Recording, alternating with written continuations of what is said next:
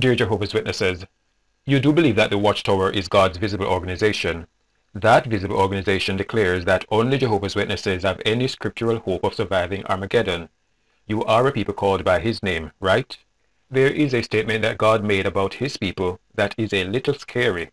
It should concern you. My people will certainly be silenced because there is no knowledge.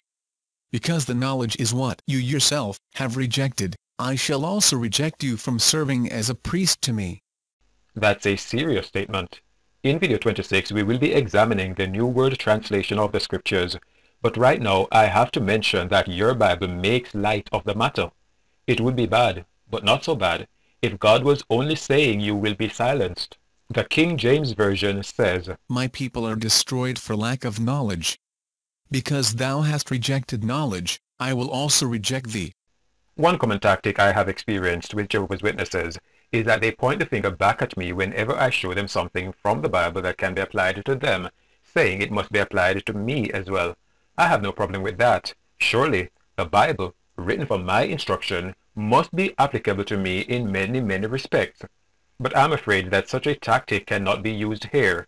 God is not here talking about people in Satan's system of false religions as you see us. No, he's talking about his people. And just in case you try to argue that the Old Testament prophet Hosea was referring to the nation of Israel, remember, God does not change, and he does not show partiality.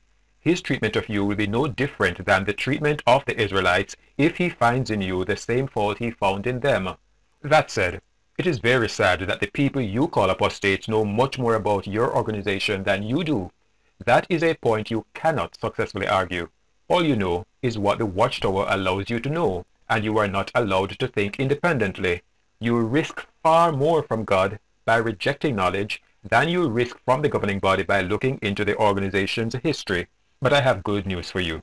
I am not putting your membership in the society at risk.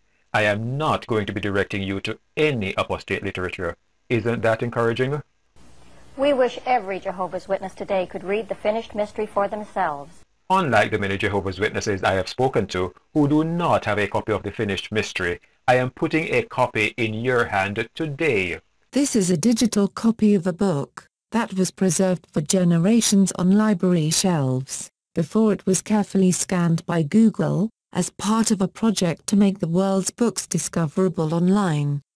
It has survived long enough for the copyright to expire, and the book to enter the public domain.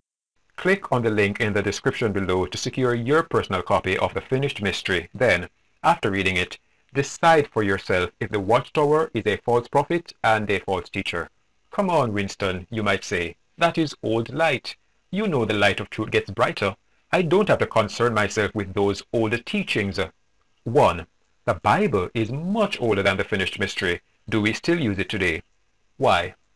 2. Your current history book boasts about the success of the finished mystery. Surely, it cannot be irrelevant now. 3. It represents the food that the slave was serving at the time the organization now said God chose it as the servant to provide proper food. You owe it to yourself to examine the information. 4.